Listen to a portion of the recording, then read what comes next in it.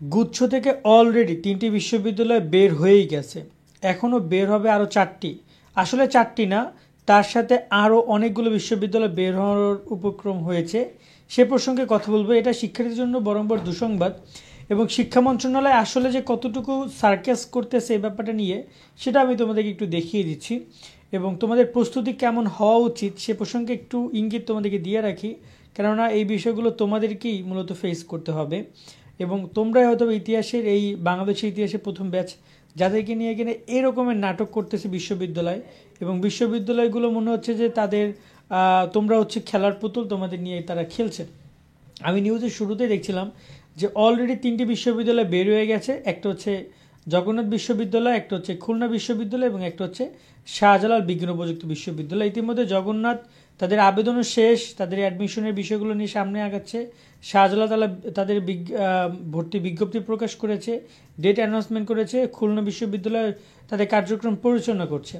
একই পথে হাঁটছে 4টি বিশ্ববিদ্যালয়। তার নাম হচ্ছে, প্রথমেই আসছে ইসলামিক বিশ্ববিদ্যালয়, কুমিল্লা বিশ্ববিদ্যালয়, হাজী দানেশ বিজ্ঞান ও প্রযুক্তি বিশ্ববিদ্যালয় দিনাজপুর, আর হচ্ছে গোপালগঞ্জ বঙ্গবন্ধু শেখ মুজিবুর রহমান বিজ্ঞান ও প্রযুক্তি বিশ্ববিদ্যালয়। এখন এই জায়গায় এই যে 4টি বিশ্ববিদ্যালয়, তাদের এখানে উপাচার্যদের মতামতগুলো উপস্থাপন করা রয়েছে। সেখানে তাদের যে কথাবার্তাগুলো সে প্রসঙ্গে আমি একটু বলি, তারপর আমি বলছি যে শিক্ষা মন্ত্রণালয় থেকে কি করতে যাচ্ছে তারা। কুমিল্লা বিশ্ববিদ্যালয়ের উপাচার্য তিনি বলেছেন যে, আমরা উপাচার্যর মিটিংয়ে গুচ্ছে না থাকার বিষয়ে চূড়ান্ত সিদ্ধান্ত জানিয়েছি, তবে আমরা আহ্বান জানাচ্ছি যে বিশ্ববিদ্যালয় ইতিমধ্যে গুচ্ছ থেকে বেরিয়ে গেছে, সরকার যদি তাদের যুক্ত করতে পারে তাহলে আমরা থাকব। তবে আমি মনে করি এই অবস্থায় কুমিল্লা বিশ্ববিদ্যালয়ে গুচ্ছে থাকার কোনো সম্ভাবনা নেই। 2-1 দিনের মধ্যে আমরা ভর্তির সার্কুলারেও যাব।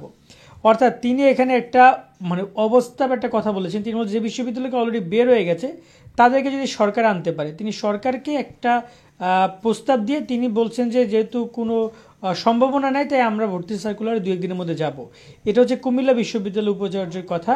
এরপরে আমরা এখানে দেখছিলাম যে বঙ্গবন্ধু শেখ মুজিবুর গোপালগঞ্জ বঙ্গবন্ধু শেখ মুজিবুর রহমান বিজ্ঞান ও প্রযুক্তি বিশ্ববিদ্যালয় উপাচার্যের কথা তিনি বলছেন যে আমাদের কথা হলো স্বাধীনভাবে পরীক্ষা নেওয়ার জন্য এখানে বিশ্ববিদ্যালয় সক্ষম, কিন্তু ইতিমধ্যে বেশ কয়েকটি বিশ্ববিদ্যালয় যেহেতু গুচ্ছ থেকে বেরিয়ে গেছে, সেক্ষেত্রে আমি মনে করি এই বিষয়ে শিক্ষা মন্ত্রণালয় নির্দেশনা আরও স্পষ্ট প্রয়োজন।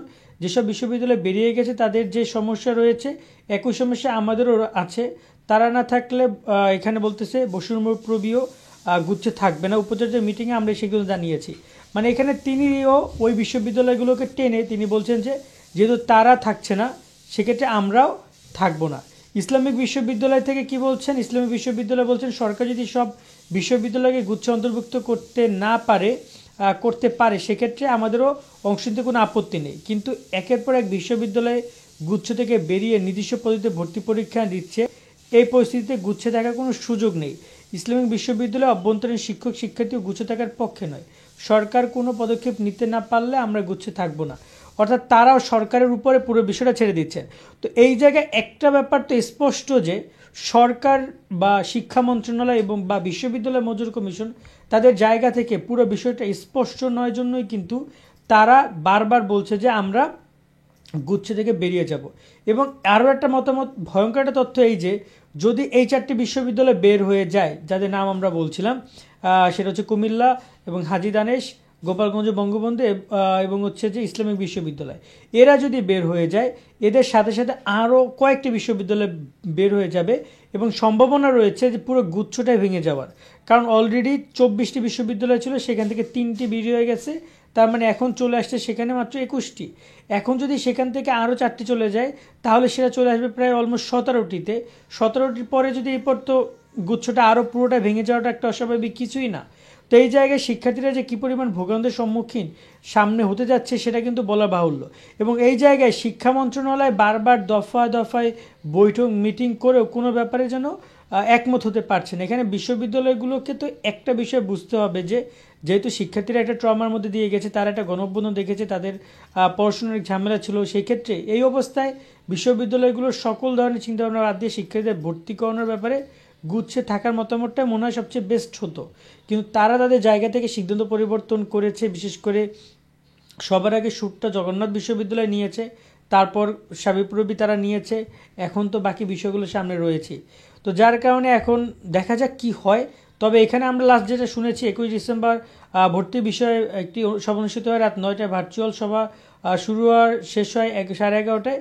তবে এই সভাটিতে গুচ্ছে কে থাকবে কে থাকবে না এমন সিদ্ধান্ত নিয়ে দ্বিধাদ্বন্দ্ব কাটেনি, মানে এখনও দ্বিধাদ্বন্দ্বের বিষয়টি স্পষ্ট হয়নি।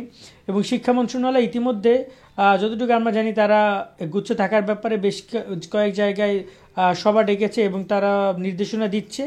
এখন দেখা যাক, যদি সব বিশ্ববিদ্যালয় যারা 3টে অলরেডি বের হয়ে গেছে তারা ওই পর্যন্তই থাকুক, বাকি যারা এখনও বিজ্ঞপ্তি দেয়নি তাদেরকে অতি সত্বর থামিয়ে সবাইকে একসাথে বিজ্ঞপ্তি দেওয়ার বিষয়ে স্পষ্ট এবং খুব দ্রুত একদম সিদ্ধান্ত নেওয়া উচিত যে গুচ্ছ ভর্তি পরীক্ষা কবে হবে এবং কারা কারা থাকবে, একটা ফাইনাল ডিসিশন নিয়ে একদম শর্তের সাথে করে দেওয়া উচিত যে তোমাদের থাকতে হবে, ভর্তি পরীক্ষা এমন টাইমে নিবা, এরকম একটা নির্দেশনা দিয়ে দেওয়া উচিত। এতে করে বিশ্ববিদ্যালয়গুলো তাহলে আর এত দৌড়াদৌড়ি করবে না মনে হয়। এবং তোমাদের কি মতামত তোমরা অফকোর্স কমেন্টের মাধ্যমে জানিও গুচ্ছ নিয়ে। আল্লাহ হাফেজ।